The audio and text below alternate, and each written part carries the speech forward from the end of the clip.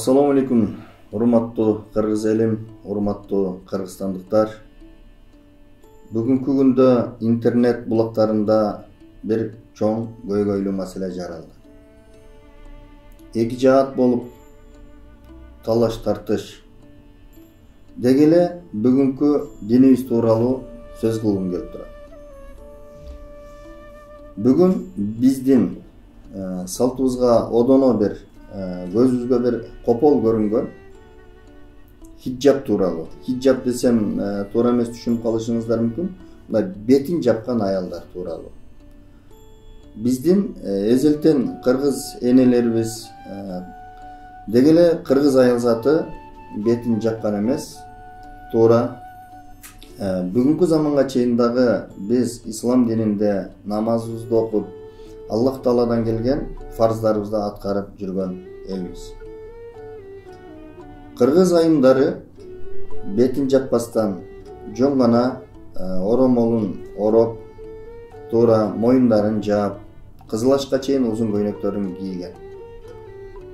Акыркы учурларда эмнегедир бетин дагы чүмкөп алган аялдарыбыз көбөйө баштады. Бул эмнеден? Же биз аша чапкандык, же болбосо биз ошол бетин жапкандарга каршы болуп аткан тараптар балким алардын түшүнүгүнө жетелек болушубуз мүмкүн. Ошентсе дагы өзүмдүн оюмду айтып коюуну туура көрдүм. Менин жеке пикиримде бул бетин жапкандык, аша чапкандык деп түшүнөм. Мейли жолук салыңыздар, мейли элечек кийиңиздер, мейли оронуңуздар, бирок бетти жабуу бул туура эмес деп түшүнөм. Мисалга ала турган болсок, аэропорттордо өзүңүздөр жакшы билесиздер, bundan 20-30 жыл башта аэропортто самолетко учаарда эч кандай тоскоолдугу жок эле паспортубузду берип, регистрация кылып алып кирип кетчүбүз. Түз эле самолетко чейин барганга мүмкүнчүлүк бар. Бүгүн ошол мүмкүнчүлүктөрдүн бардыгын адам баласы өзү наркотик ташып, же болбосо курал ташып, же болбосо самолеттин ичинде жардыруу заттарын алып кирип жардырышып, ар кандай бир кылмыштуулуктар болгондугу үчүн адам баласы өзүбүзгө бир мындайча айтканда тоскоолдуктарды жараттык. Бир самолетке чыгыш үчүн бир эмес бир 3 жерде текшерилип өтө турган болдук. Бунун бардык бул тоскоолдуктарды адам баласы өзүбүз жаратты. Ошондой эле бүгүн Кыргызстанда болуп көрбөгөндөй дин эркиндиги бар. Дин эркиндигин болуп көрбөгөндөй кыргыз бийлиги жараткан Кудайдын фарздарын, жараткан Кудайдын берген динин ушунчалык эркин тутканга мүмкүнчүлүк берди. Биз ошол мүмкүнчүлүгүбүздү бүгүн аша чабуу менен ошол мүмкүнчүлүгүбүздү кыскартып алуудан мен чочулап турам. Анткени бетин жабуу менен бир гана аялдар эмес, кээ бирки кылмыштуу эркектер да бетин жаап, көп жерде өзүн жашырып кеткен учурлар катталууда. Мына ошондуктан урматтуу кыргыз элим, урматтуу кыргызстандыктар, туура ар бирибиз, ар бир эркек өз аялын кызганат. Туура кызганалы. Бирок аша чаап эмес, бетин жаап эмес. Бетин жапкандан өзгөрүп кете албайбыз. Биз оронолу, аялдарыбыз оронсун, туура. Авраттарын жапсын, туура. Бул жараткан Аллахтан келген буйрук деп түшүнөм. Бирок бетин жабууну мен Курандын бир канча китептерин карап чыктым.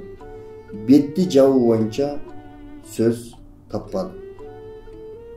Балким сиздер тапкан болсоңуздар, ушул мен түз эфиримден комментарий жазып калтырыңыздар. Мен да окуп көрөйүн.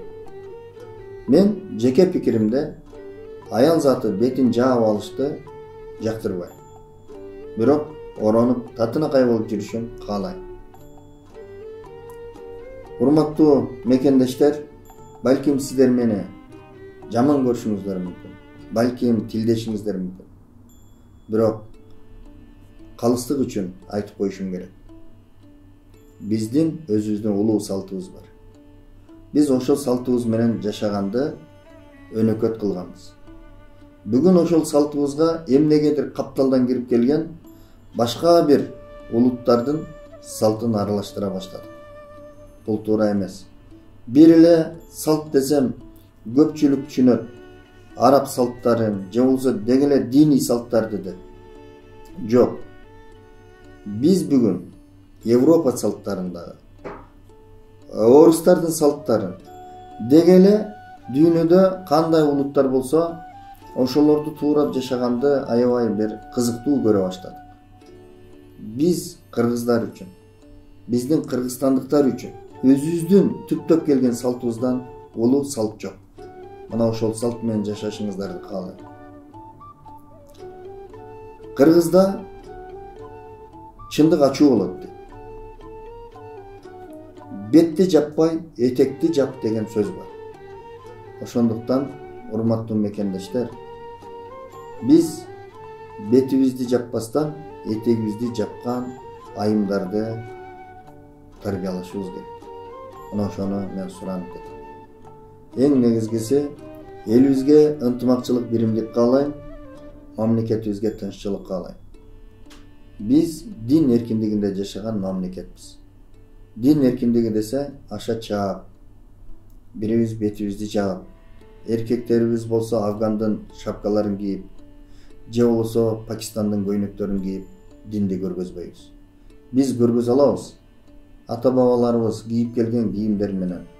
Ошого уйкаш, ошол ата бабаларыбыз кийип келген кийимге окшош бүгүнкү күндөгү мындай современный десек болот, 21-кылымга ылайык кийимдерди кийип эле намазыбызды окуп, орозобузду тутуп, айт майрамдарын майрамдап, Аллахтан келген фарздарыбызды аткарып жүргөн эл болушубуз керек. Анан биз аша чаап кетип, аялдарыбызды чүмкөп, ороп алып, эчтеке таппайбыз. Болгон ал биздин аша чапкандык, жазбайбыз көтөрүлүп кеткендик болушу мүмкүн.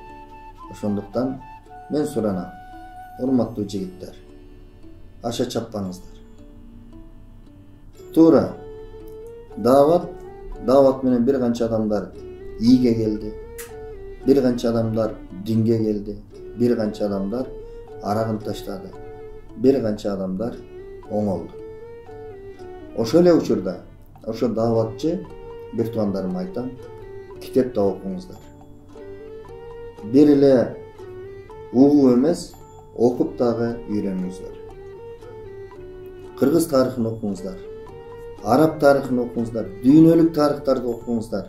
Эң негизгиси өзүбүздүн улуттун тарыхында окуп коюңуздар. Мен көп учурда суроо берем. Аябай мындай ош тилинде айтканда илебине шөөлө пышкан кээ бирки жигиттерибизге мен дайыма суроо берем. Бардыгын билеткесиң, азаматкесиң, бирок улуу туткан Манас атабыздын таятасы менен тайнесинин аты ким дейт? Мына ошону да билбеген биздин жигиттерибиз бар. Биздин кыргыздарыбыз бар. Туу тутуп Манас деп кыйкырабыз. Туу тутуп Манас атабыз мындай болгон деп айтабыз. Бирок Манас атабыздын айланасындагы адамдарды толук тааныбаган адамдарыбыз бар. Ошол эле учурда башка бир улуттардын тарыхтарын сурасаң, тизмектеп айтып берген адамдарыбыз бар. Ошондуктан Кыргызда улуу сөз бар. Эне тилин билбеген элин сүйүп жарытпайт. Өз тарыхын билбеген, өз ата бабасын, өз уруусун билбеген бул кул мүнөз, кул деп айтат. Ошондуктан кул болбойлу. Биз кыргыз эли байыркы элдерденбиз. Өзүбүздүн байырлаган жакшы салттарыбызды колдоп, бапестеп, кийинки муундарга өткөрүп берели. Пайгамбарыбыз кандай көрсөткөн болсо, ошондой мамиле менен кадам таштап жашасак, Кудай буйрса келечек алдыда. Өнүгөбүз, өсөбүз.